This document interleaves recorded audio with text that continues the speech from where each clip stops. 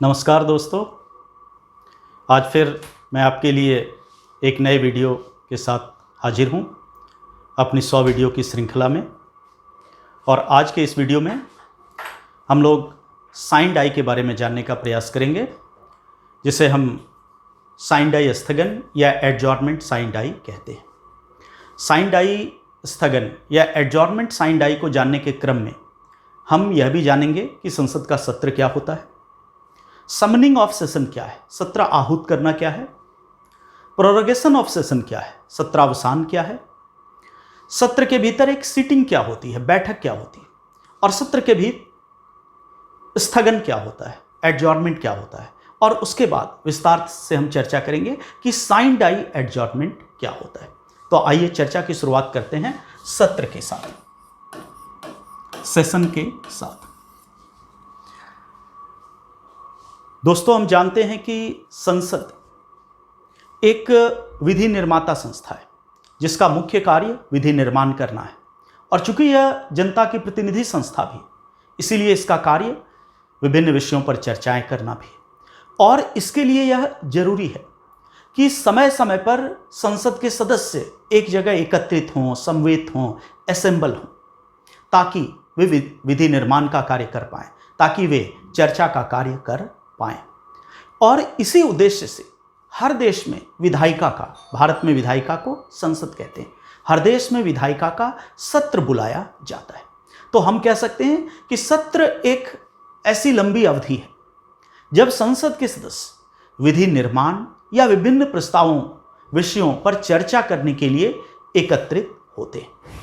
हमारे संविधान के अनुच्छेद 85 में, आर्टिकल 85 में यह लिखा हुआ है कि संसद के दो सत्रों के बीच अधिकतम अंतर 6 माह का होगा।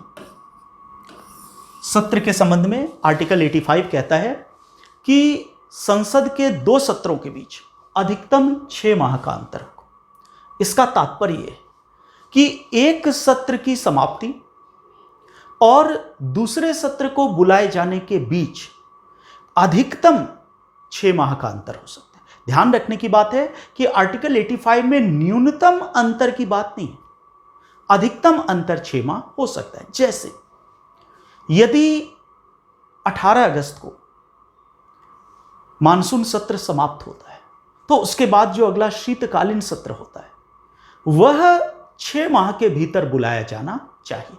इस तरह हमने देखा कि आर्टिकल 85 कहता है कि संसद के 2 सत्रों के बीच अधिकतम 6 माह का अंतर होना चाहिए।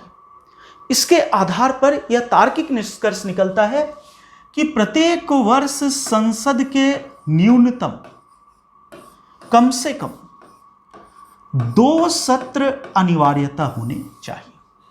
संविधान में यह कहीं नहीं लिखा है कि वर्ष में संसद के न्यूनतम कितने सत्र जरूरी है, लेकिन आर्टिकल 85 की भाषा यह बताती है कि वर्ष में संसद के कम से कम 2 सत्र होने अनिवार्य है, क्योंकि 2 सत्र यदि नहीं होंगे तो अंतर 6 माह से अधिक का हो जाएगा।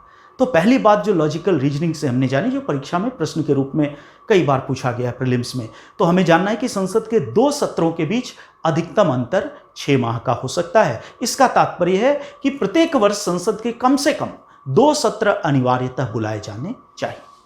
उसके बाद दूसरा सवाल आता है कि संसद के न्यूनतम 2 सत्र तो वर्ष में होने चाहिए, लेकिन एक वर्ष में संसद के अधिकतम कितने सत्र हो सकते हैं, और इसे भी संविधान में कहीं स्पष्ट रूप से लिखा नहीं गया है।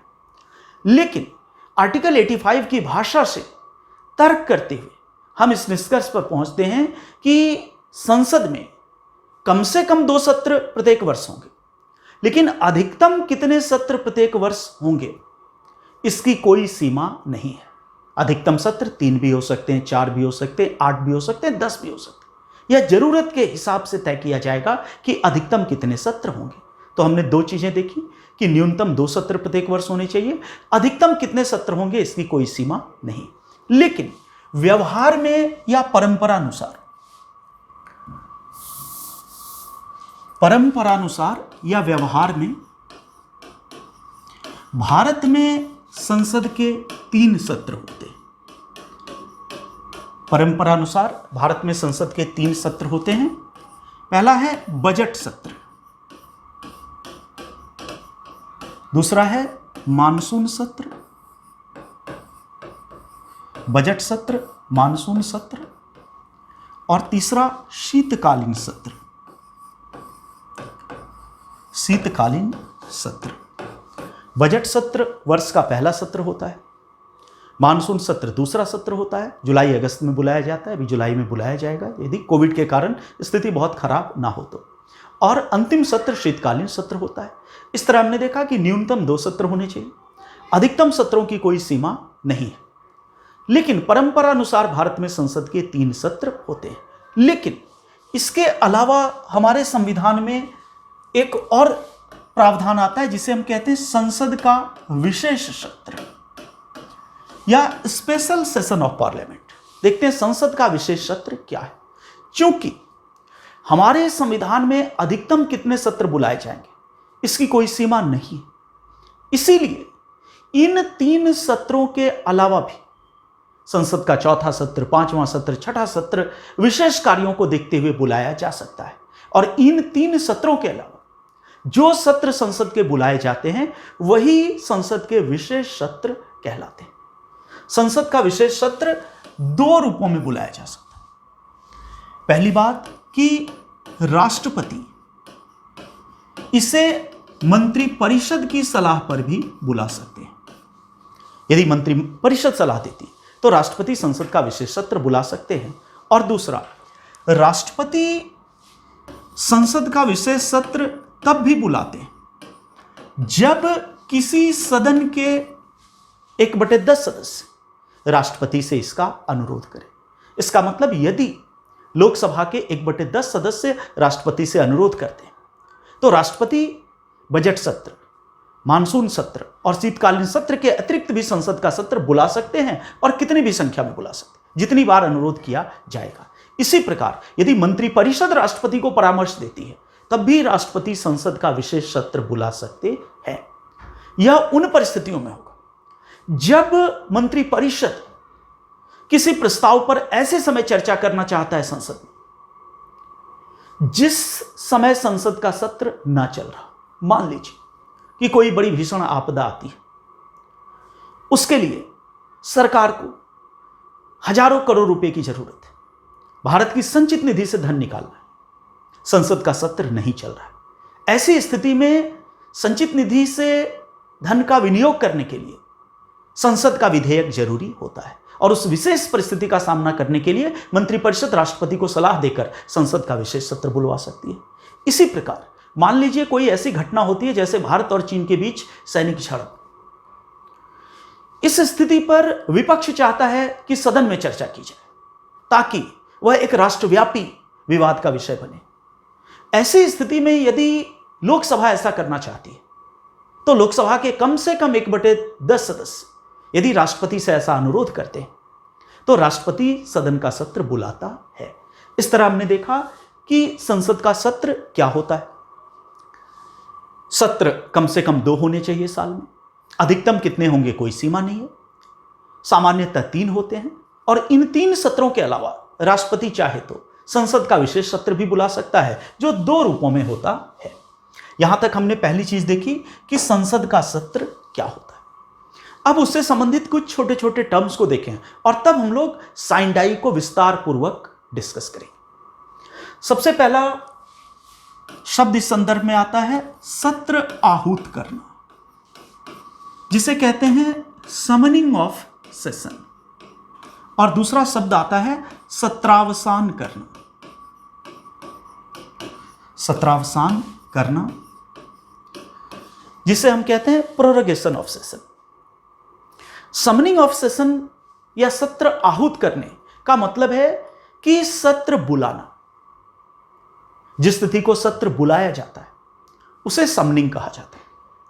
और सत्रावसान का तात्पर्य है सत्र की समाप्ति की घोषणा करना। जिस तिथि को सत्र समाप्त होता है उसे सत्रावसान कहते हैं। जैसे आने वाला मानसून सत्र, फॉर एग्जाम्पल यदि वह 20 जुलाई को बुलाया जाता है तो कहा जाएगा कि 20 जुलाई को सत्र आहूत हुआ, समन हुआ। और यदि वह 18 अगस्त को समाप्त होता है तो कहा जाएगा कि 18 अगस्त को सत्रावसान हुआ, प्रोरोगेशन ऑफ सेशन हुआ।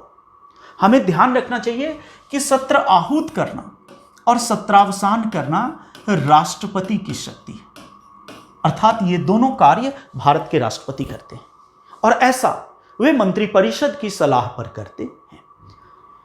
जब सत्र आहूत कर लिया जाता है और उसकी सत्रावसान की तिथि निर्धारित होती है तो इसके बीच की जो अवधि होती है उसी को तकनीकी भाषा में सत्र कहते हैं। फिर मैं उसी उदाहरण पे आता हूं कि यदि 20 जुलाई को सत्र आहूत किया गया, समन किया गया और 18 अगस्त को प्रोरोग होने वाला है तो 20 जुलाई से 18 अगस्त के बीच की अवधि सत्र कहा जाता है और तब कहा जाता है पार्लियामेंट इन सेशन, संसद का सत्र चल रहा है। 20 जुलाई से 18 अगस्त तक संसद का सत्र चल रहा है। जब संसद का सत्र चलता है तो सत्र के दौरान अनेक बैठकें होती है। इसका मतलब अब एक नया कॉन्सेप्ट आता है, बैठक या सिटिंग। हम इसको समझते हैं कि बैठक या सिटिंग क्या होती है।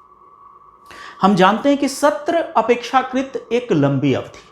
सामान्यतः सत्र 1 महीने का, 25 दिन का, 35 दिन का, 40 दिन का होता है। राष्ट्रपति तय करेंगे कितने दिनों का हो। तो सत्र अपेक्षाकृत एक लंबी अवधि है।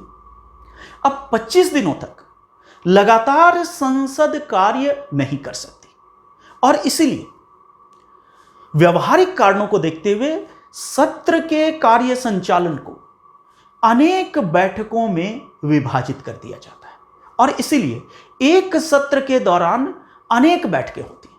हो सकता है एक सत्र के दौरान 50 बैठक हो सकता है एक सत्र के दौरान 70 बैठक हो। इसको इस रूप में समझें कि सत्र बुलाया गया राष्ट्रपति के द्वारा और फॉर एग्जाम्पल कि 20 जुलाई को सत्र बुलाया गया तो 20 जुलाई को 11 बजे यदि सत्र की पहली बैठक हुई और मान लीजिए यह बैठक 2 बजे तक चली और 1 बजे इस बैठक को समाप्त किया गया। बैठक को समाप्त करना ही स्थगन या एडजॉर्नमेंट कहलाता है। और फिर 2 बजे सदन की दूसरी बैठक प्रारंभ हुई और फिर 6 बजे बैठक को स्थगित किया गया या इसका स्थगन किया गया और सामान्यतः सदन की टाइमिंग यही है। इसका मतलब कि सत्र बुलाया गया तो 11 बजे पहली बैठक होगी और हो सकता है कि यह बैठक 2 घंटे चले और ऐसा ही होता है सामान्यतः कि 1 बजे लंच ब्रेक होता है, भोजनावकाश होता है। तो माना गया कि सदन की पहली बैठक इस तारीख को 11 बजे से 1 बजे के बीच, फिर 2 बजे दूसरी बैठक प्रारंभ हुई और सामान्यतः वह 6 बजे तक चलती है, फिर स्थगन हो गई। फिर अगले दिन 11 बजे तीसरी बैठक होगी, फिर स्थगन होगा, फिर चौथी बैठक होगी। इस तरह हम देखते हैं कि एक सत्र अनेक बैठकों में विभाजित होता है और 2 बैठकों को एक दूसरे से अलग करने के लिए जिस साधन का प्रयोग किया जाता है उसे हम स्थगन या एडजॉर्नमेंट कहते हैं। यहां इस चीज को हमें ध्यान में रखना है कि सत्र बुलाना, समनिंग ऑफ सेशन, और सत्रावसान करना, प्रोरोगेशन ऑफ सेशन, यह राष्ट्रपति की शक्ति है जो मंत्रिपरिषद की सलाह पर वे करते हैं। लेकिन बैठक का निर्धारण करना, बैठक की अध्यक्षता करना और बैठक को स्थगित करना यह अध्यक्ष का विशेषाधिकार है। सत्रावसान से सत्र समाप्त हो जाता है, बैठक से सत्र समाप्त नहीं होता, स्थगन से सत्र समाप्त नहीं होता, उसकी केवल एक बैठक समाप्त होती है। तो यहां तक दोस्तों हमने देखा कि सत्र क्या होता है, सत्र आहूत करना क्या है, सत्रावसान क्या है, बैठक क्या होती है और स्थगन या एडजॉर्नमेंट क्या होता है। अब आते हैं अपने मुख्य विषय पर कि साइन डाई क्या है। साइन डाई एडजॉर्नमेंट का ही एक रूप है, स्थगन का ही एक रूप है, जिसे हम इस रूप में समझ सकते हैं कि सत्र के दौरान अध्यक्ष जब बैठक का स्थगन करते हैं तो वह स्थगन 2 प्रकार का होता है। पहला साधारण स्थगन या इसे हम सिंपल एडजॉर्नमेंट भी कहते हैं और दूसरा साइन डाई स्थगन। और इसे हम एडजॉर्नमेंट साइन डाई भी कहते हैं। स्थगन के दो रूप हैं, साधारण स्थगन या सिंपल एडजॉर्नमेंट, और साइन डाई स्थगन या साइन डाई एडजॉर्नमेंट। साधारण स्थगन एक ऐसा स्थगन है जिसमें अगली बैठक का समय और तिथि निर्धारित होती है, बता दी जाती है। जबकि साइन डाई स्थगन एक ऐसा स्थगन है जिसमें अगले बैठक का समय और तिथि निर्धारित नहीं होती। फिर से इसको समझें कि जब अध्यक्ष किसी बैठक का स्थगन करते हैं वह दो प्रकार का होता है। पहला है साधारण स्थगन। साधारण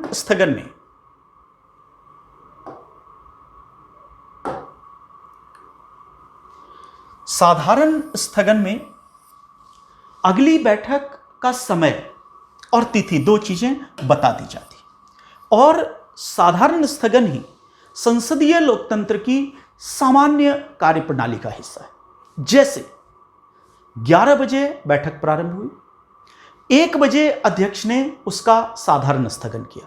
इसका तात्पर्य है कि 1 बजे अध्यक्ष ने कहा कि 2 बजे और आज फला तिथि को अगली बैठक होगी। बैठक का समय और तिथि अध्यक्ष ने बता दी। इसी प्रकार 6 बजे अध्यक्ष ने सदन का साधारण स्थगन किया। इसका तात्पर्य है कि अध्यक्ष ने कह दिया कि कल अमुक तिथि को 11 बजे सदन की पुनः बैठक होगी। यह एक साधारण स्थगन है। साधारण स्थगन कितने समय का हो सकता है? भारत में संसद की नियमावली के तहत यह पूरी तरह अध्यक्ष का विशेषाधिकार है। वह समय, परिस्थिति और जरूरतों को देखकर यह तय करेगा कि साधारण स्थगन कितने समय का होना चाहिए। साधारण स्थगन 3 दिन का भी हो सकता है, 4 दिनों का भी हो सकता है। मान लीजिए कि 6 बजे सदन की बैठक समाप्त होती है, उसके बाद कोई छुट्टी का दिन है, उसके बाद कोई त्योहार है, या कभी ऐसा भी होता है कि सदन ने लगातार 10 दिनों तक कार्य किया और अब वे अवकाश चाहते हैं, तो ऐसी स्थिति में भी साधारण स्थगन किया जाता है। और साधारण स्थगन कुछ मिनटों का भी हो सकता है।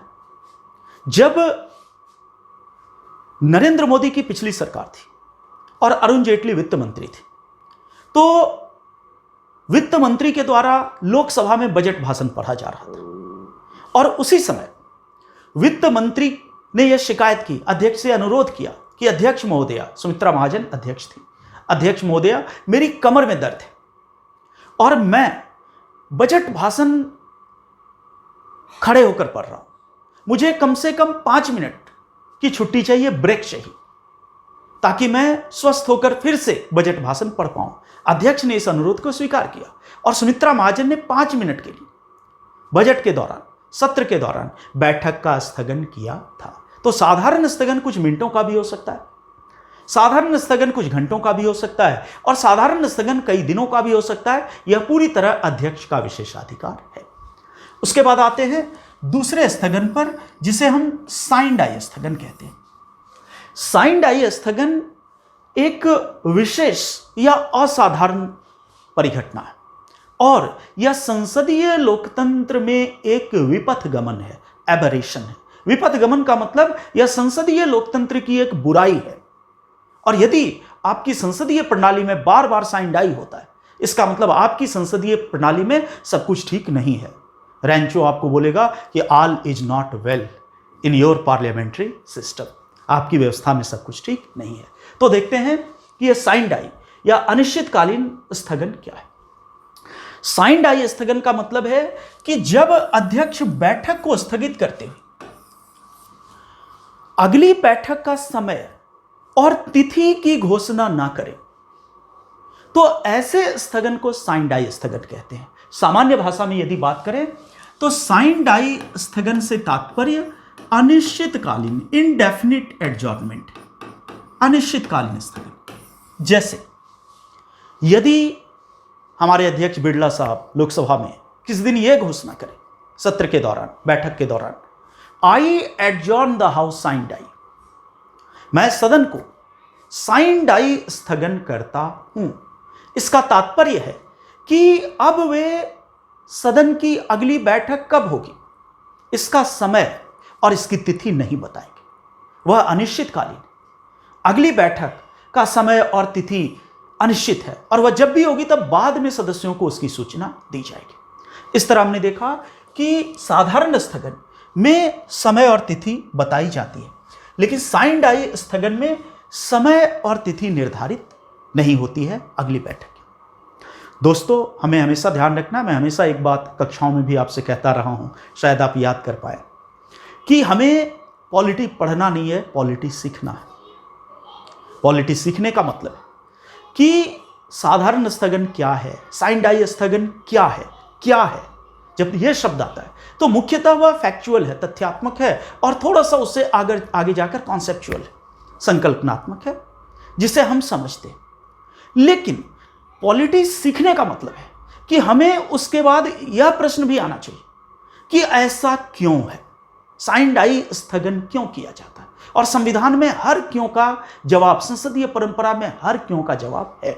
तो आइए जानते हैं कि साइन डाई स्थगन क्यों होता है। क्योंकि यह बहुत ही विचार करने वाली बात है कि यदि अध्यक्ष को साधारण स्थगन के संदर्भ में इच्छानुसार शक्तियां प्राप्त हैं, कुछ मिनटों का स्थगन, कुछ घंटों का स्थगन, कुछ दिनों का स्थगन, अनेक दिनों का स्थगन, जब उसके पास इतनी फ्लेक्सिबिलिटी है तो फिर वह अनिश्चितकालीन स्थगन क्यों करता है। यदि उसे 5 दिन का समय चाहिए तो 5 दिन का स्थगन कर दे, वह 10 दिनों का स्थगन कर दे, वह अनिश्चितकालीन स्थगन क्यों करता है। और इसे समझने के लिए हमें संसदीय लोकतंत्र की व्यवहारिकता को समझना पड़ेगा। इसका मतलब यह भारत में व्यवहारिक कार्यों से होता है। और यदि हम भारत की व्यवहारिक संसदीय कार्य प्रणाली को देखें तो मनमोहन सिंह के पिछले 2 कार्यकाल में हमारी संसद का ज्यादातर समय साइन डाई के कारण बर्बाद हो। तो जानते हैं व्यवहारिक कारणों से अध्यक्ष मजबूर होकर साइन डाई करने पर बाध्य हो जाते हैं। इसको आप इस रूप में समझें कि साइन डाई स्थगन सदन का या संसद का तभी होगा जब सत्ता पक्ष और विपक्ष के बीच गतिरोध काफी ज्यादा बढ़ जाएगा। गतिरोध इस सीमा तक बढ़ जाए कि तात्कालिक तौर पर उसका समायोजन ना हो पाए और तात्कालिक तौर पर उसमें कोई समाधान ना दिखे। यह एक अपरिपक्व लोकतंत्र की विशेषता है यदि आपके यहां बार बार साइन डाई होता है।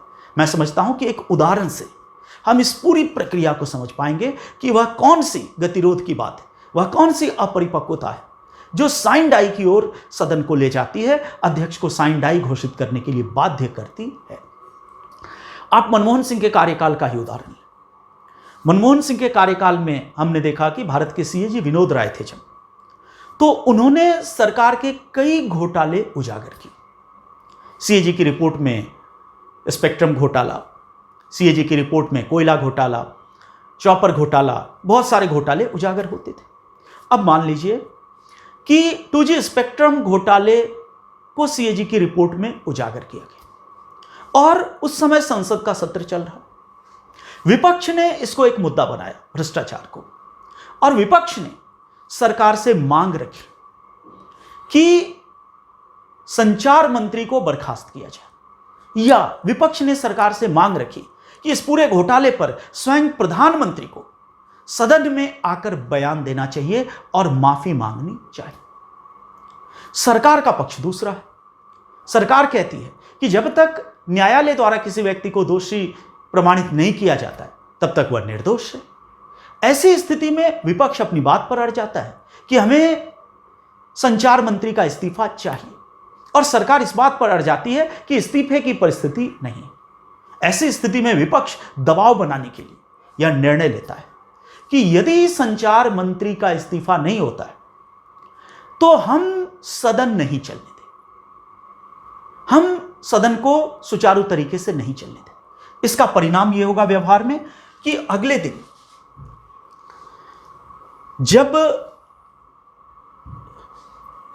जब सदन की बैठक होती है, मान लीजिए 11 बजे सदन की बैठक हो, चूंकि विपक्ष के 150-200 सदस्यों ने पहले ही यह निर्णय ले लिया कि हम जब तक संचार मंत्री का इस्तीफा ना हो तब तक हम सदन चलने नहीं देंगे। इसका परिणाम यह होगा कि सारे सदस्य जिंदाबाद, मुर्दाबाद, शोरगुल, पर्चे लहराना, तमाम ऐसी गतिविधियां करेंगे जिससे सदन में किसी विषय पर चर्चा ना हो पाए, किसी विधेयक का प्रस्तुतिकरण ना हो पाए, कोई सदन की कार्यप्रणाली संभव ना हो पाए।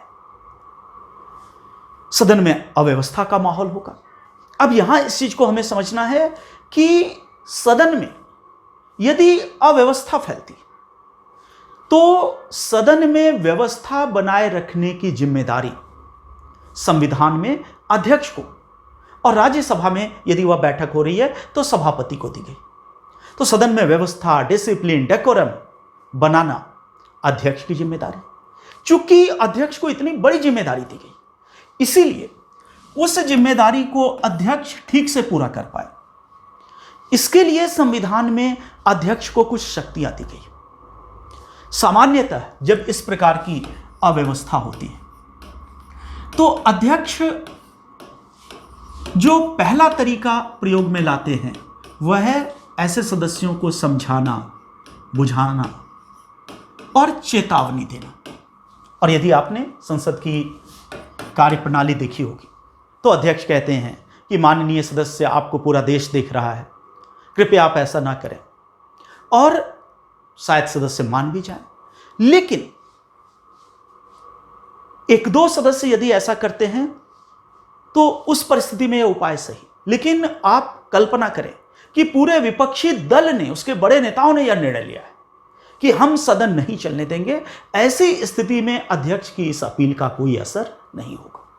अब व्यवहार में अध्यक्ष के पास दूसरी शक्ति है, मार्शल का प्रयोग करना। सदन में व्यवस्था बनाए रखने के लिए अध्यक्ष मार्शल का प्रयोग भी कर सकता है। मार्शल का तात्पर्य सदन के पुलिसमैन, और अध्यक्ष मार्शल को बुलाता है और मार्शल ऐसे सदस्य जो अव्यवस्था फैला रहे उन्हें लेकर चले जाते हैं। और यदि आपने भारत में लोकसभा, विधानसभा की ऐसी बैठकें देखी होंगी जब मार्शल आए हैं तो बहुत ही रोचक स्थिति होती।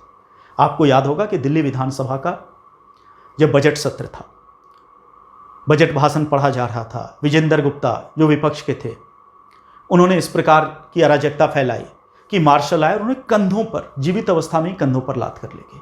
ऐसी कई घटनाएं होती हैं। चूंकि जब मार्शल बुलाया जाता है तो एक ऐसी स्थिति होती है जहां सदस्य सदन का वक्त बर्बाद करना चाहता है, तो ऐसी घटनाएं दिखती हैं।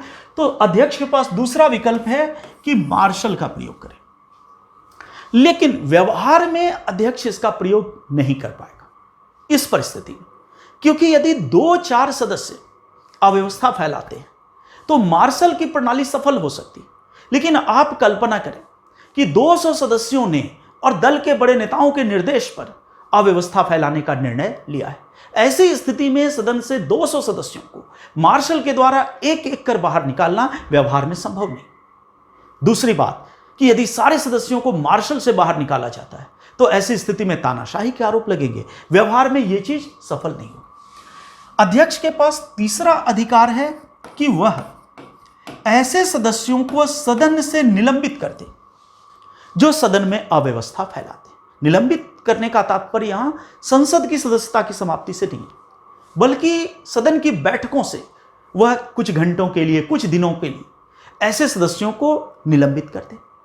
अध्यक्ष चाहे तो सदस्यों को निलंबित करके सदन को सुचारू तरीके से चला सकता है, लेकिन व्यवहार में यह तरीका भी इस परिस्थिति में सफल नहीं होगा। मैं अभी व्यवहार की बात कर रहा हूं कि व्यवहार में यह तरीका नहीं चलेगा, क्योंकि यदि आपने पूरे विपक्ष को 200-250 लोगों को निलंबित कर दिया और उसके बाद कोई विधेयक पारित करवाया, उसके बाद कोई चर्चा करवाई, तो विपक्ष राजनीतिक लोकतंत्र में, चुनावी लोकतंत्र में इसे एक मुद्दा बनाएगा, सरकार पर तानाशाही के आरोप लगेंगे। और इसीलिए अध्यक्ष सामान्यतः इसका भी व्यवहार में प्रयोग नहीं करे। हमने देखा कि व्यवस्था बनाए रखना अध्यक्ष की जिम्मेदारी, लेकिन अध्यक्ष व्यवस्था बनाने की कोशिशों में सफल नहीं हो पाएंगे।